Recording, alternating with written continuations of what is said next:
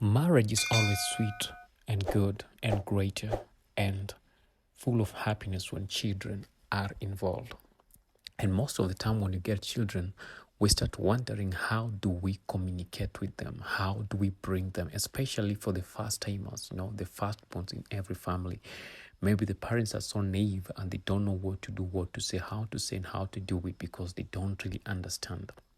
Communicating with children in a marriage is as crucial as anything else for building strong relationships and creating a positive family environment for every family, because every parent would want their children to grow up well disciplined, well mannered, well respected within the community. So everything you say and everything you do brings a lot of sense and makes a lot of sense to them, if at all you do it in the right way. So we need to talk about some of the tips for effectively communicating with children in a marriage. And one is listen actively, or active listening. It's like paying attention to what your children are saying and show that you are interested in their thoughts and feelings. You don't just listen as you do. Most of the time, people say that women can multitask. And that's a danger, because sometimes the children wants to talk to you, or they want to associate with you, they want to bond with you, but you seem to be so busy to them that you're not listening to them and not really getting whatever they want to say. Most of the children will, they will block off and try to go find a place where they can express their feelings and talk much more. So on this, you look at them whenever they're talking unto you, pay attention to everything that they're telling you, listen to them and try to understand them, because they need to learn from you. They better learn from you than learning from other people.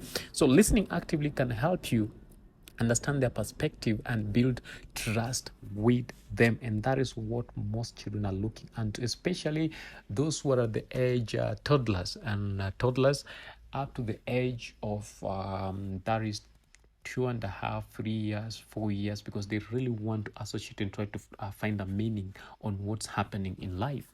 And number two, use positive language. Speak to your children in a positive and encouraging manner. Avoid using negative languages or criticizing them, as this can damage their self-esteem and hinder communication. And once their self-esteem is destroyed at that earlier age, they will grow up thinking that they're not the best of themselves, because they are not listened and no one bothers about their feelings. And on that, again, they'll go find someone who can listen to them much better. So we need to understand that. And then every time they do something wrong, don't criticize them. Try to tell them what they should have done the best way and in a better way, by showing them how they should do it. Be patient. That's number three. Children may take time to express themselves or understand what you are saying. Be patient and give them the space to communicate at their own pace. So you don't hurry them. Like, you're not taking your breakfast in the morning because you're leaving to work and you think you're late, and you're thinking about the traffic jam that you'll meet between your residence and your job place. So you want to sip it so fast and go. No, give them time. Learn to be patient. We need to learn to be patient with them and try to listen to them. Let them, you understand, one thing is they really want to communicate.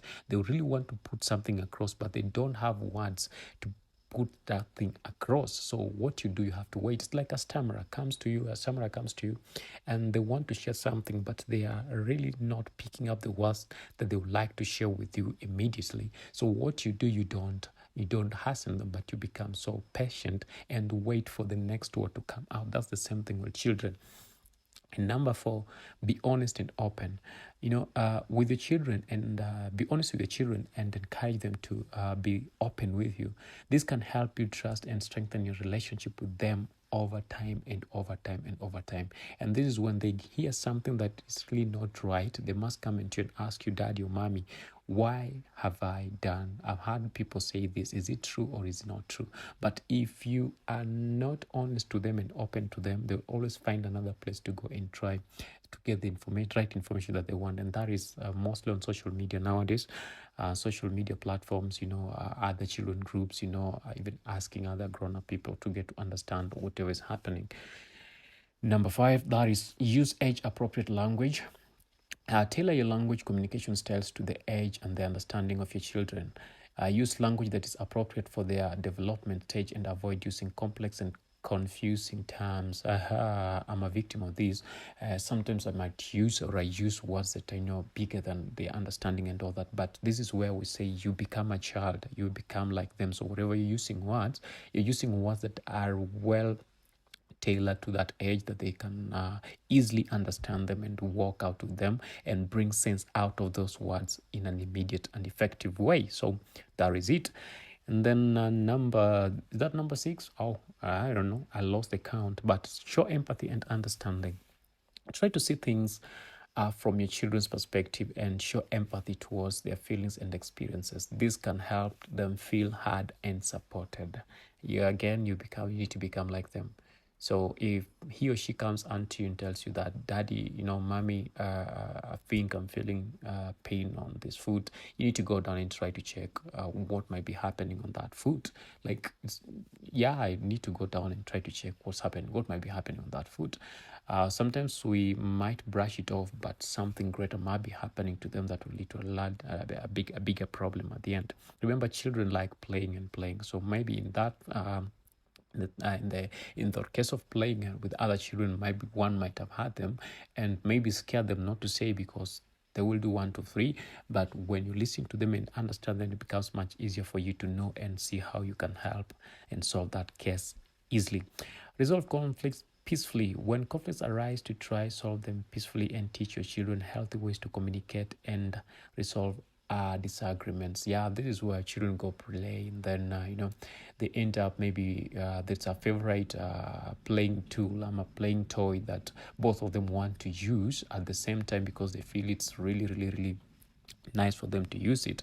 And then you come in and you're trying to try to bring peace in between them, maybe a firstborn and secondborn, or lastborn and the firstborn, or the middleborn, and all that you might not really understand. So you have to find a better way of solving that solution, making them understand that we are here for each other and we need each other. As much as the resources might be less, we need to learn how to share the resources and all that. Is it urgent that I need this resource now, or is it urgent that my kid needs the resource at the moment? And then with that, you actively trying to help them to also understand how to effectively solve the problems and critically think and see how much better they can become of help to each other in future.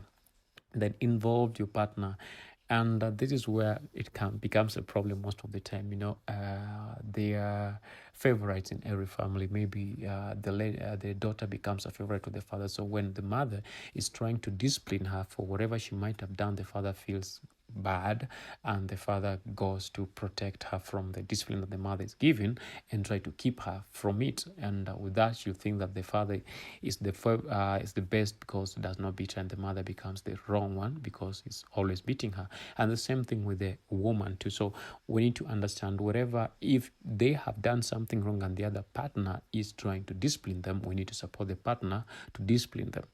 And if the partner is going overboard in the discipline, now we just let them. Then we can call them later and tell them, no, what you did was overboard. So next time you do it, do it in a better way. And that with the children will understand that in everything that you're doing as parents, you're doing it for their own good. And we agree that we should do this and that there is the unity in the family. So, by following these tips, you can effectively communicate with your children in a marriage and build a strong and positive relationship with them. And you'll be proud of your family. Try them out and let us know how it went about and what are the results of that. We love you. Keep on tuning to Alan Hoy. How can you know unless someone explains to me? How can I know unless someone explains to me? Keep subscribing. Love you all. God bless you. Healthy families is our role to check on. Love you all.